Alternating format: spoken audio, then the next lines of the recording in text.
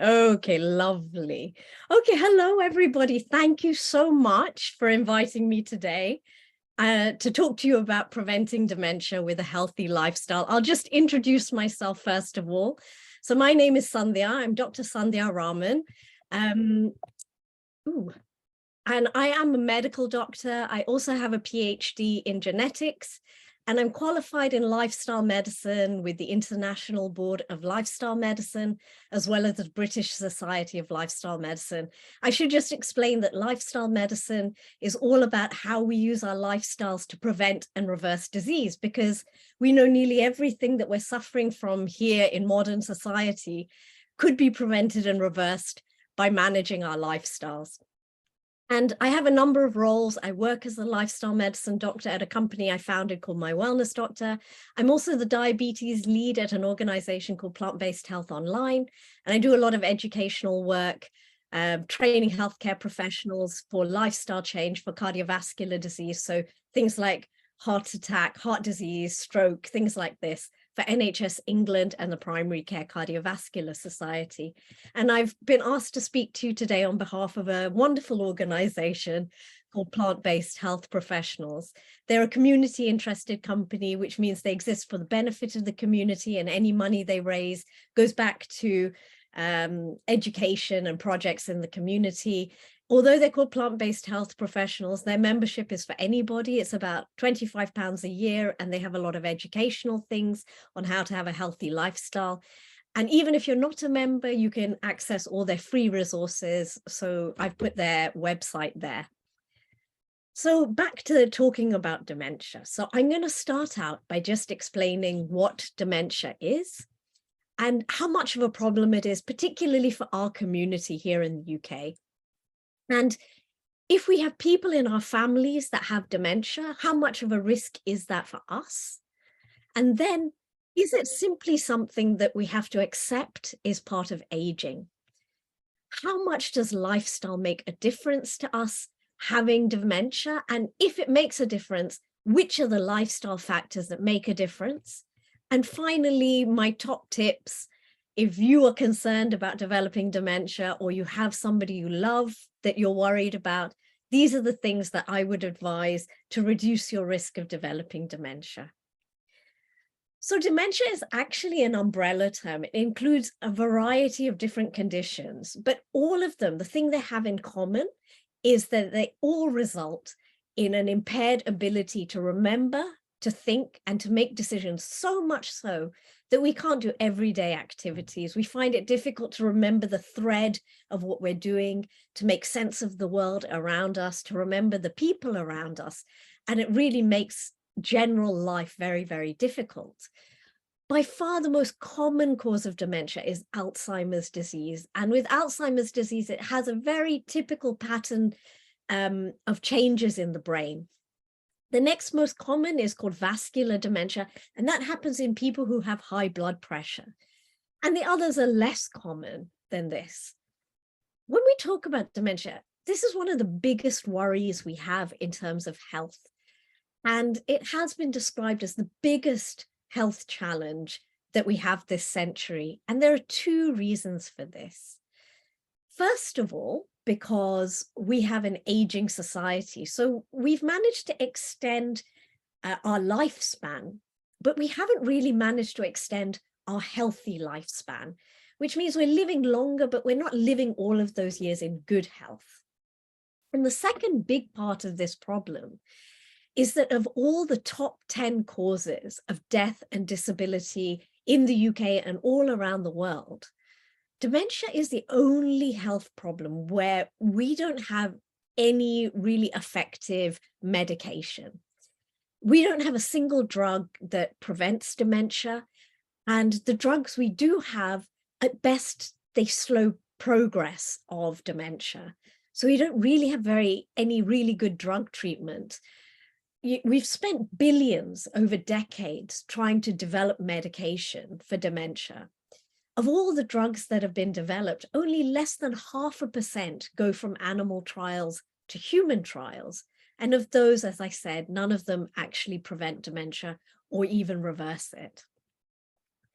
However, what we do understand is that 40% of cases of dementia are completely avoidable if we were to manage these 12 risk factors.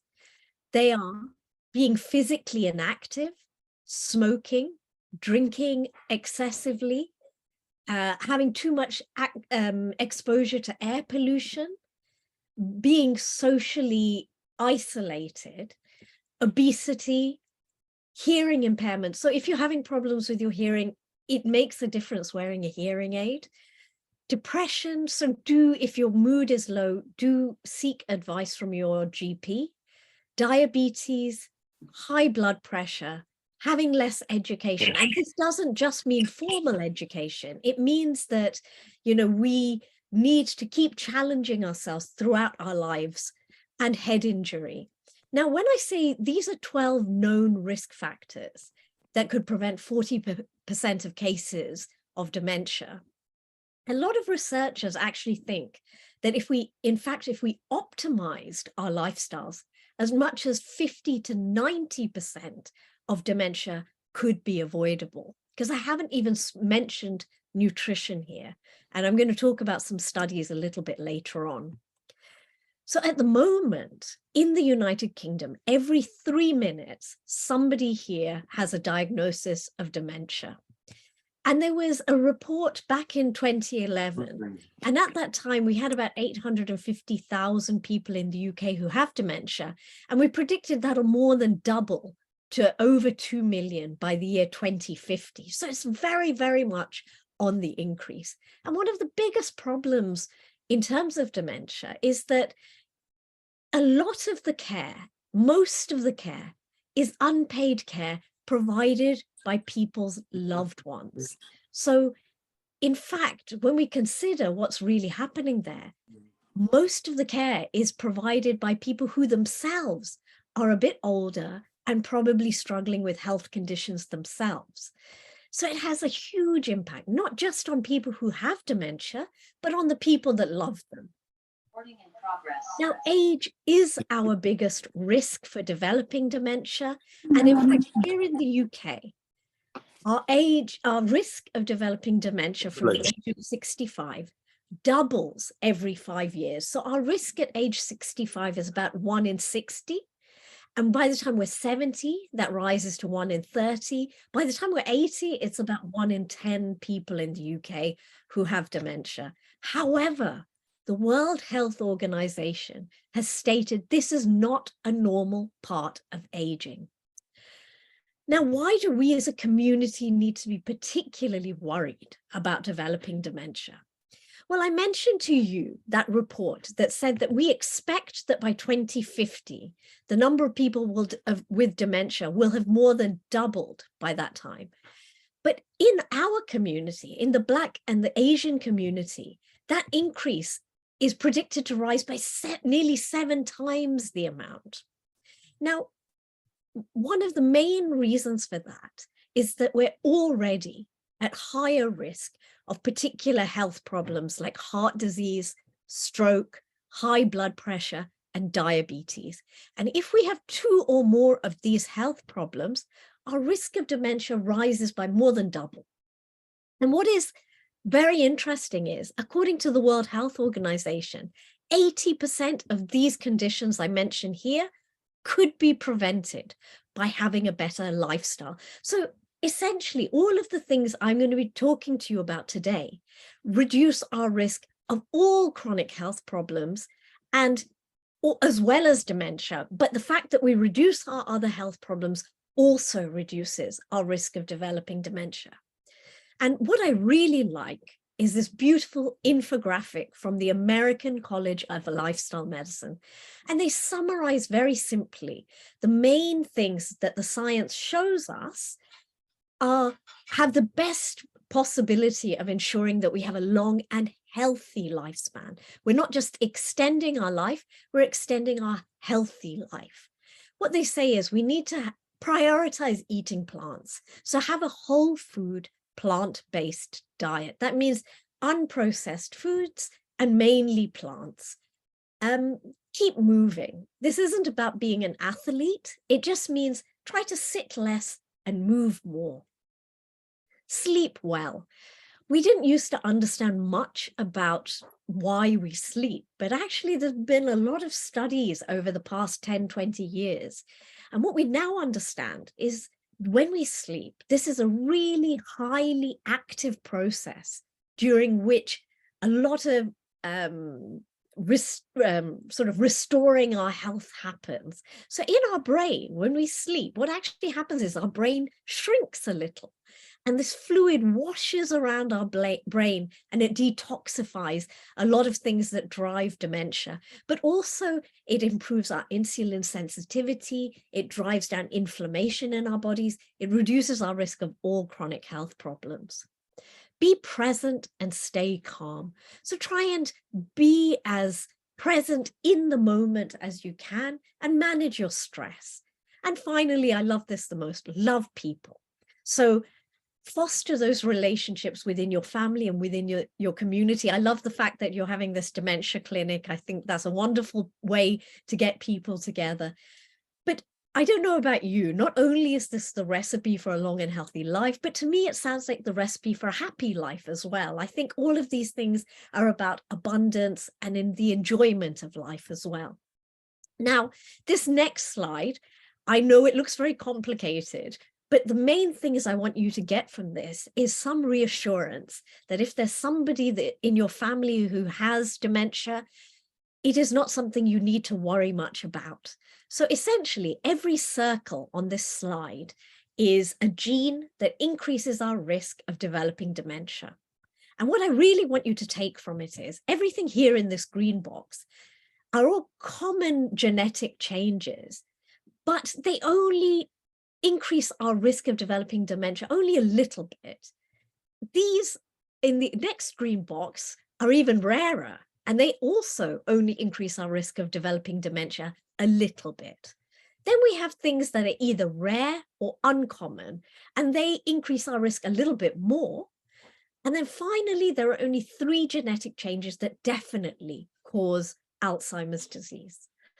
And so what we really know is that at most 1 to 3% of cases of dementia are genetic. That means 97 to 99% are much more within our control. And there's a lot we can do to reduce our risk of developing dementia. And this study included 196,000 people, more than that. And it looked at both genetic risk and lifestyle. So everybody who was in the study was at least 65 years old, and they followed them up for about 8 years on average. And they looked at their genetic risks. So they looked to see whether they had all those different gene changes that I showed you on the slide just before this. And they also looked at their lifestyles, whether they were smokers or non-smokers, whether they exercised regularly, whether they had a healthy diet, and whether they had moderate or low levels of alcohol intake.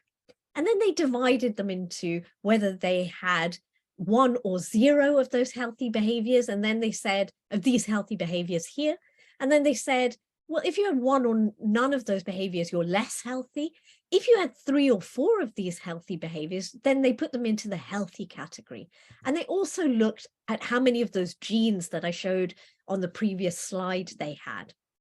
And what they found was, if you had a very few of those genes or none of those genes, and they compared the people who had most of those healthy lifestyle choices compared to not having any, they reduced their risk of developing dementia over those 8 years by 52%. So they more than halved their risk compared to having fewer healthy behaviors if they were at low genetic risk.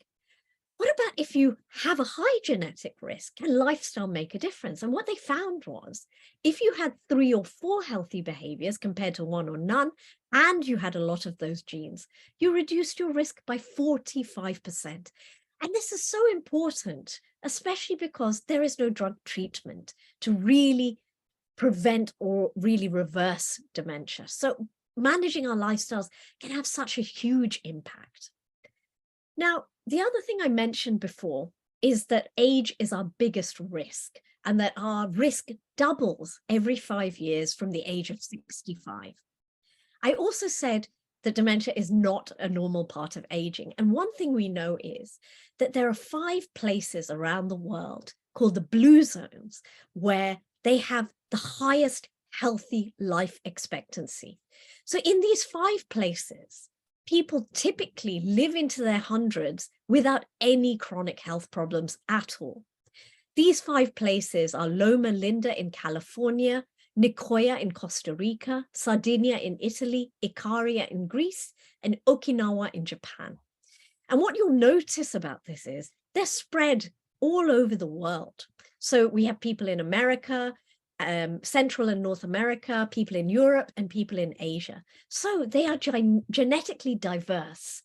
But what is really interesting is they all have the same lifestyles, and chronic diseases are rare in these populations. People in these places, typically it's rare to find somebody over the age of 80 in any of these places that have dementia, whereas in the UK, 1 in 10 people over the age of 80 have dementia. And as I mentioned, their lifestyles are the same, and they all have these same 9 lifestyle habits that follow 4 themes. Those 4 themes are a plant-based diet. So, for example, one of these communities, the Loma Linda Californians, are completely vegan. They have no animal source foods in their diet. The other 4, they do have animal source foods. However, they might have them 4 times a month. And if they have it, it's a small amount, maybe something the size of a deck of cards 4 times a month. So much, much lower than we have here in the UK, where maybe animal source foods might be had in every meal or might form a real central role on our plates. Next, they really look after their mental well-being. They have an emphasis on managing their stress, having a sense of purpose in their lives. This may be volunteering, this may be, joining community kind of groups. They foster their social connections, both within their families and within their communities. And finally, they move naturally throughout their day. They sit less and they move more. Here in the West, we typically sit for hours at a time during the week and then maybe run marathons at weekends. This isn't really the best way in which we should be moving. We should try to sit less and move more, keep active. Now, what is the best diet to prevent dementia? As I mentioned, all of those communities have plant-based diets. Now, there is something that they've looked at in the studies called the MIND diet.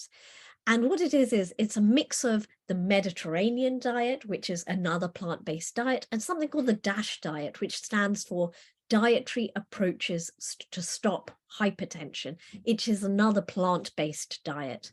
And this MIND diet emphasizes that we should be eating daily at least 3 portions of whole grains, as well as lots of vegetables, and particularly emphasizes leafy green vegetables. Several times a week, we should be having nuts, beans, and particularly berries in terms of fruit. And if we're going to have any oil in our diet, it should be olive oil. And then we lower our intake of less healthy foods, so reduce fish and poultry, keep it at most 1 to 2 times a week, and avoid red meat, butter, cheese, processed foods, and salt. And one study included over 900 people. And when they started the study, the age range was from age 58, so still quite young, all the way to 98. And the follow-up, they followed them for about 4.5 years. And then they categorized them according to how much they followed this MIND diet. So if they their diet didn't have much in common with the MIND diet, they went into the low adherence group. If they roughly followed, this MIND diet, they went into the middle group. But if their diets were very similar to the MIND diet, they went into the high group. And then they compared the middle and the high group to the low group to see whether they went on to develop Alzheimer's. And if your diet was somewhat similar to the MIND diet compared to not being similar to the MIND diet, you reduced your risk of developing Alzheimer's by 35%. But if you pretty much had the MIND diet Compared to not having it, you reduced your risk by 56%. So this is really a hugely impressive outcome for reducing your risk of developing dementia. What about other activities that are protective? So we understand that being physically active and socially connected are both very protective for our health. So this study included over 500,000 people. And when the study started, nobody had dementia. The average age of the people in the study at the beginning was 56.5 years, and then they followed them up over the next 10.5 years to see whether they went on to develop dementia. And they looked at 2 different types of social activity and 2 different types of physical activity. So the social activity, they looked at group activity, so whether the people attended any sort of religious community events or just social community events regularly, and then whether they had regular visiting with their friends and their family. In terms of exercise, they included whether people regularly took structured exercise and even whether they regularly did housework. And what they found was that if you regularly attended either a community or religious activity, you reduced your risk by 9% of developing dementia. Regularly visiting with your friends and your family reduced your risk by 34% of developing dementia. Structured exercise reduced your risk by 35%. But even housework, just being busy around your house, reduces your risk by 21%. So if any of you have a husband or wife and you want to encourage them to take a little bit more of a proactive role in the housework, you can tell them this statistic that you're only asking them for their health. Now, this study, now remember I mentioned early on, we have no drugs that reverse dementia at all, none. And this study, they undertook in Finland. And what they looked to see is whether you could reverse early dementia. And we call early dementia mild cognitive impairment. And we usually test this by giving people a questionnaire to fill out, and we see how able they are to solve certain problems. And if you score below a certain level, we call that mild cognitive impairment. If you score even lower, we would consider this dementia, although you would actually go on for further testing. And in this study in Finland, they included 1,260 participants who all had scored a little bit lower on that mental test, so they could be categorized as having mild cognitive impairment. And then they put them into 2 groups, a control group where they gave general advice on how to be healthy. And then they had a lifestyle group where they ran a program to emphasize a healthy diet, regular exercise, and they gave them access to computer programs to train their brains, to regularly challenge them mentally. And they continued this for 2 years, and then they repeated the test to see how well they were doing on that mental test, to check how well they were able to perform the tasks. And what they found was that people in the lifestyle group had improved or prevented progression of this cognitive impairment, which wasn't the case in the control group. In fact, the lifestyle group, their scores were 25 to 150% higher than they were in the control group. So finally, my top tips for how to lead the most optimum healthy diet to prevent developing dementia, and to be honest, to prevent all chronic health problems. And this is from the American College of Lifestyle Medicine again. And it says choose a whole food plant-based plate. And what they suggest is that we fill half of that plate with a beautiful variety and a colorful arrangement of fruit and vegetables. These are full of antioxidants. These are full of beneficial things that help keep our brains and our hearts and our blood vessels, all of our organs healthy. A quarter of it should be filled with plant proteins. So this means nuts, seeds, lentils, legumes. And a quarter should be whole grains. So we're talking about brown rice, not white rice, brown rice. We're talking about whole wheat foods, so whole wheat flour to make our chapatis rather than white flour to make our chapatis. And drink water rather than sugary drinks, and fill it with herbs and spices as we like to in our community. This reduces cellular stress, so it stops damage to our cells, which then leads to chronic health problems. Another thing we understand is it reduces inflammation. Now, inflammation, we are finding, we don't really measure it, but now we're kind of understanding that long before we tip over into any chronic disease, there's a long period where we have a higher level of inflammation in our bodies. And if you fill your plate with a lot of plant foods, it drives down that inflammation. These are the best foods for regulating your blood sugars and to keep your healthy fats in your bloodstream at the right level. There are particular foods that have been shown to be especially beneficial to prevent dementia. So green leafy vegetables, I mean, we use this a lot in our diet, but they're absolutely brilliant for us. Having a wonderful variety of colors and types of vegetables and fruit. Have plant fats in our diet. So olive oil, nuts, seeds, avocados, but avoid coconut oil and palm oil. I'm going to come on to that on my next slide, but these raise our bad cholesterol. Berries in particular, out of all fruits, have been found to have the biggest benefit for our health and for reducing our risk of dementia. But to be honest, you should try and include fruits as well in your diet, all fruits. And fiber is only found in plant foods. They're like the skeleton of all of our fruit and vegetables, nuts, seeds, lentils, legumes, and so on. And these are really important for our microbiome, which we are understanding more and more about. But these are bacteria, yeast, and fungi that live at the end of our gut. And what they do is they perform a whole host of functions, but essentially they work to keep us healthy as well. And they need fiber to have a healthy system and to keep us healthy.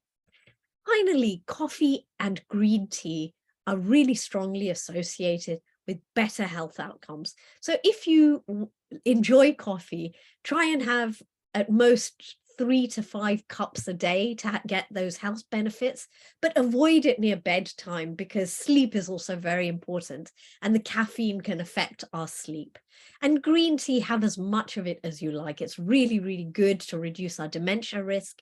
It's high in antioxidants. It's really good for us. And we do so many things right as a community. We have a wonderful cuisine. We have so many vegetables, fruits, lentils, legumes. We do so many things right. We flavor our foods with wonderful herbs and spices. These are full of antioxidants. They're so good for us. However, there are things we could be doing better as a community. So, for example, we shouldn't be frying our breads, and we shouldn't be having white flour or white rice. These are not whole grains. They increase our risk of chronic health problems like diabetes. So when we take that outer bit of our rice off, we've lost nearly all of the fiber and so many of the vitamins, and the sugars in our blood rise too quickly. So try and emphasize having things like brown rice and having chapati with brown flour, and don't fry any of the breads. Next, we add a lot of ghee and cream and butter to our foods, and this raises the cholesterol, bad cholesterol in our blood. So try some plant-based butters. And also you can add soya milk or soya cream or oat creams to your food, and try using tofu or soya chunks instead of paneer. And also we have a lot of sugary desserts with lots of ghee. Try to include more of the naturally sweet foods like dates. These are much healthier for us, and reduce or avoid having any of these sugary desserts.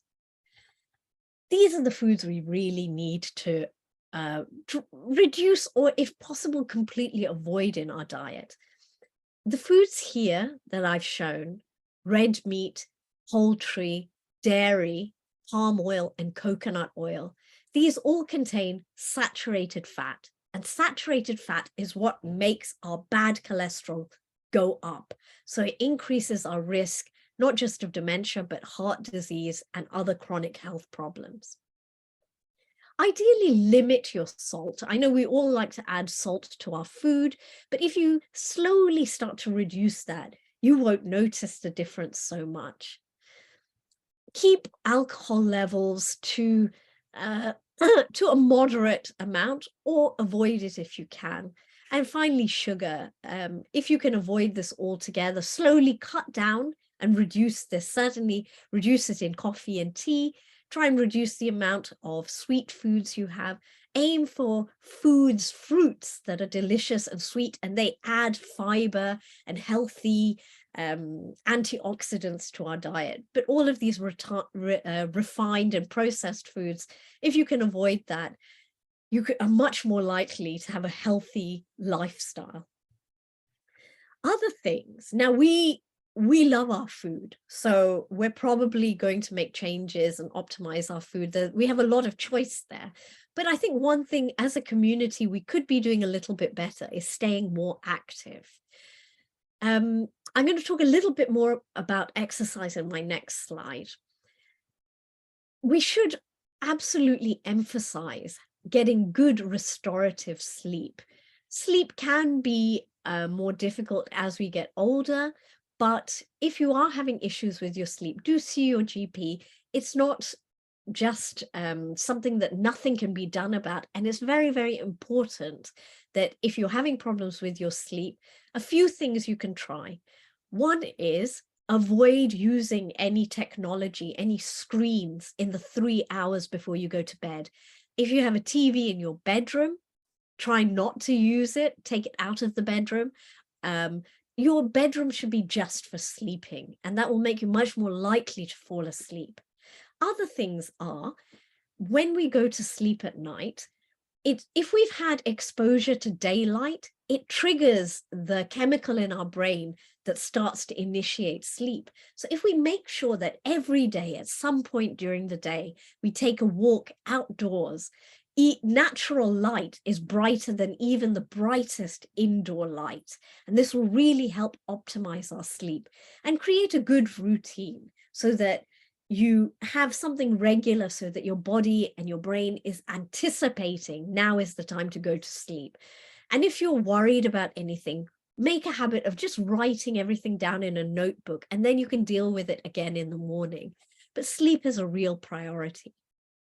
Similarly, stress. Stress drives a lot of inflammation in our bodies, and we understand more and more that stress is something we want to get a handle on if we want to have a healthy lifespan. There are lots of things we can do to manage our stress, and this is really where our families and our communities come in. When we share the things that we're worried about, we reduce that burden. And so again, it's wonderful that you have an opportunity to all get together and talk and share together. But other things are going out in nature, meditation. We also understand that exercise is really important. It causes a whole load of chemicals to be released into our bodies that drive down our stress level.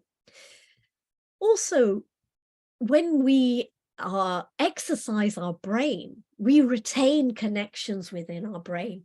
So it doesn't matter if you didn't have structured, education throughout your life. It is never too late, as we found in that last study that I spoke about, to be exercising our brain to ward off dementia. Now, I mentioned that I think that we as a community could be doing a little bit better about being active. Now, the thing that I wanted to say here is that when we look at when we get the benefit from exercising, it isn't when we are extremely fit. It's actually the instant we go from doing nothing to doing something that we immediately start gaining the benefits of exercising. After about 30 minutes a day, 5 days a week, we are largely getting all the benefits we're going to get from exercising. And if we keep exercising beyond that, we do get benefits, but the returns become less and less and less. So really what I wanted to emphasize here is, it doesn't matter what you do. As soon as you start, you are starting to benefit your health. So if you want to start exercising, just set a goal. It might be, okay, I'm going to take a 5-minute walk today. I'm going to take a 5-minute walk 3 times a day. You are immediately going to start to reduce your risk of chronic health problems. So as I mentioned, the more we maintain the connections in our brain, the more we are protected against developing dementia.